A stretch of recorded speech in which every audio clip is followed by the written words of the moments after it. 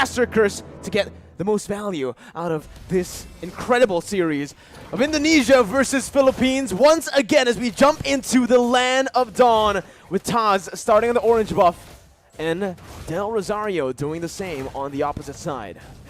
Slow start for both these junglers. They are tankier junglers essentially, so they are going to be playing a lot more for utility, but I guess Taz on the Akai can be a lot more aggressive. And just like that, you can see that the Philippines, they really enjoy using Villa Luna to try get a lot of information and just be a big nuisance. And you can see the response coming in from the Indonesian players. The Philippines already dictating what the movements are going to be. Both teams, again, just fighting for that mid control that is so prio, so necessary now in this current meta. Both Taz and Del Rosario are looking to go for this Lethal Wanderer, but it does feel like Indonesia will have a bit more of an advantage with the faster wave clear in the mid lane. That's the Lethal Wanderer secured by Taz, getting him a bit more XP and gold to play with. So he'll have that power spike very early on, already at level 4.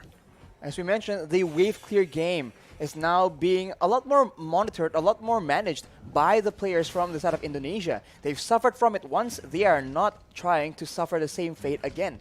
So right now, they're just moving around, and I think before the first turtle spawns, it's going to be relatively slow. But as I say that though, uh-oh, there you go. Ooh. That's the barrier with a wild charge. Psychot's now going to be caught. First blood over to Philippines, but look at Taz. He's able to bring the members back in with a heavy spin. Del Rosario going to fall. The jungler for the XP lane, and Dapda will be forced to flicker out of there. Villa Luna a bit late on this rotation to match up against the Indonesian mid laners, but it is still just going to be a 1-for-1.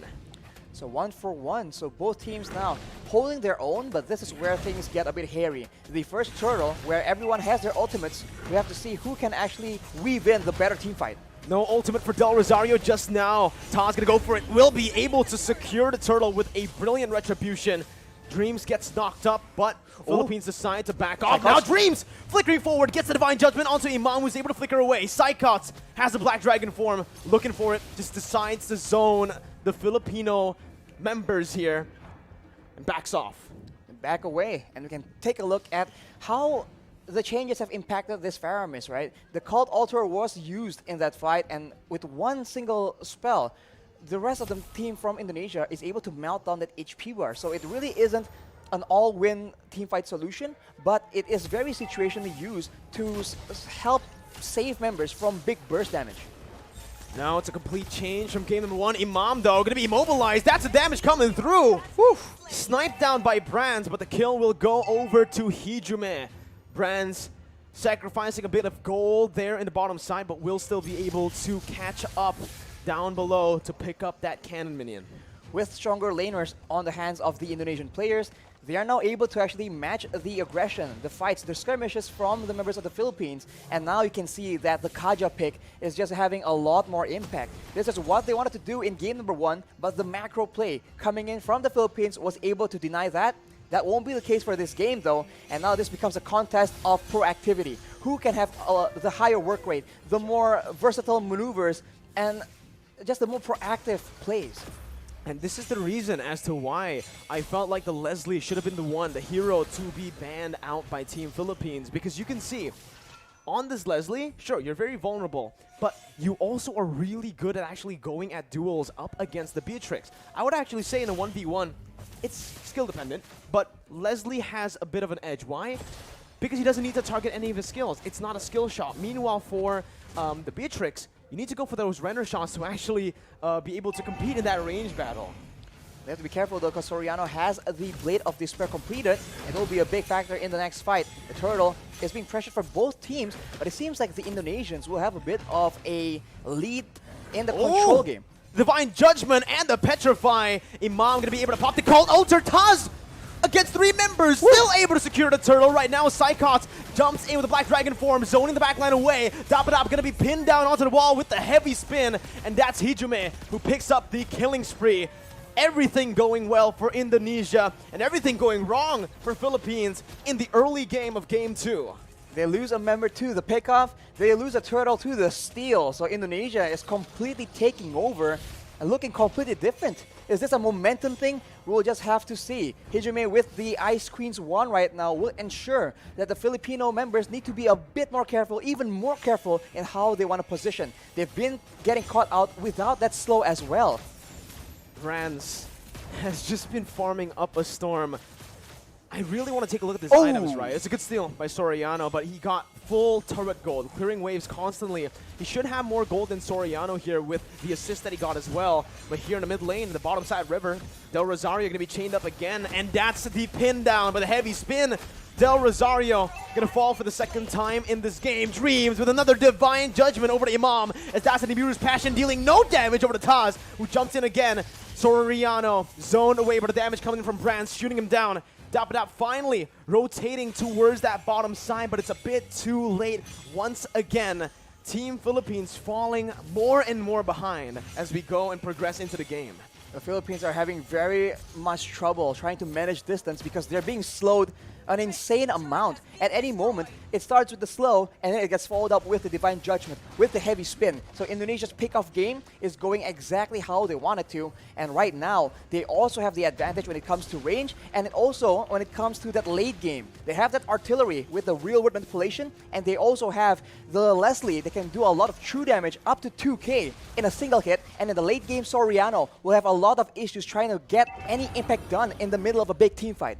There's so much CC from Team Indonesia. There's a lot of survivability from Philippines, but they need to be able to utilize that crazy engage from the wild charge, and right now, it just doesn't feel like they are going to be able to. Taz there going for the turtle. That's going to be the real world manipulation that was popped into for Soriano to flicker out. They baited out the Cult Altar, and they baited out Villaluna into the other side of the wall. Mid lane turret going to be sieged down. Brands looking to poke the Filipino members, but it's a good disengage by both teams. It's still a small victory for Indonesia with that turtle take.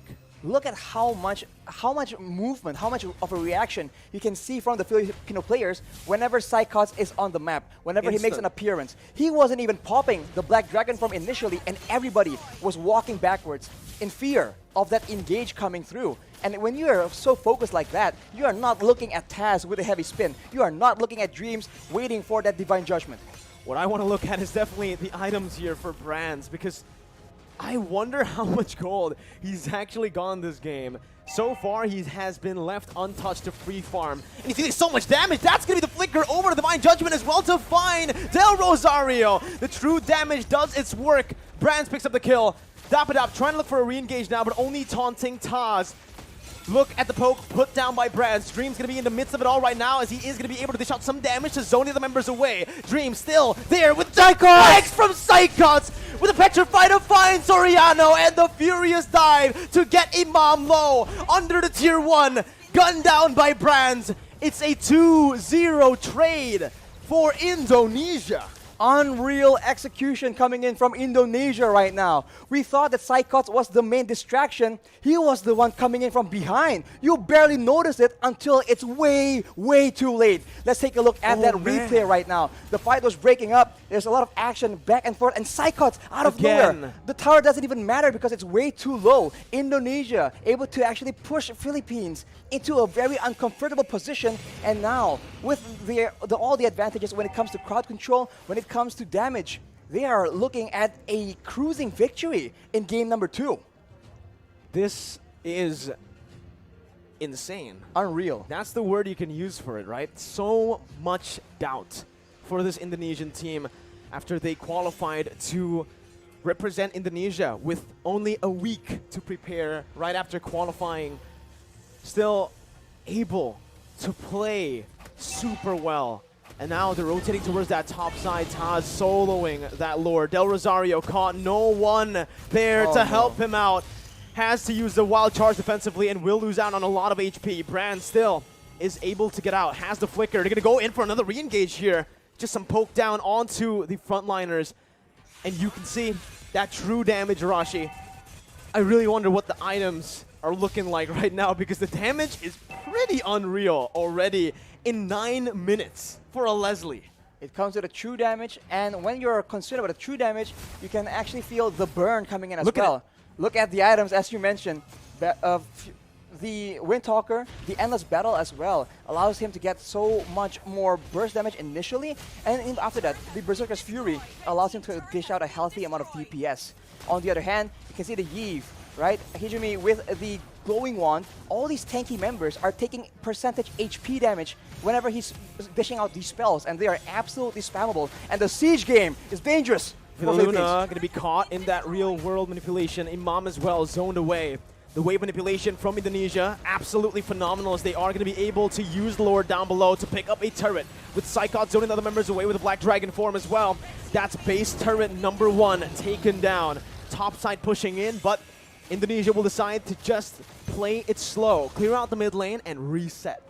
They have an absolute advantage when it comes down to those siege situations. Having the Iesf, having the Leslie means that you do not have to go and force those fights, because there's no other way for the Philippines to dish back that kind of damage. Soriano is the only solution they have, and at this point, when the only option you have, when you only have a single option, it becomes very easy for your opponents to try and adjust to that. But the Philippines, it seems like they are not willing to completely concede control just yet. They need to be very careful though, because the flank game, that flank game is just so on point from Indonesia right now. This is what we saw in Game 1, only just the opposite happening here in Game 2. Indonesia having control the whole 10 minutes early on. Philippines with a very similar flanking position here to look for something, but it's going to be a concealed play from Indonesia. And oh my god, Dream finds the Divine Judgment onto the best possible target. Soriano's out. Dapadap has to flicker out, but Psychos chases him down with a passive. Dapadap still surviving here. Only one member taken down, but that might just be the member that Indonesia needs to pick up some more base turrets. That high ground control is no longer available for Soriano. Dapadap trying to go in for some damage right there, but it's actually going to be petrified from Imam! He's going to be taken down. The wild charge in desperation. Luna in the back has to back off. It's an absolutely insane game and an insane performance from Indonesia as they knock Philippines down to the lower brackets. How? What? Oh my, we have no words left right now. How was that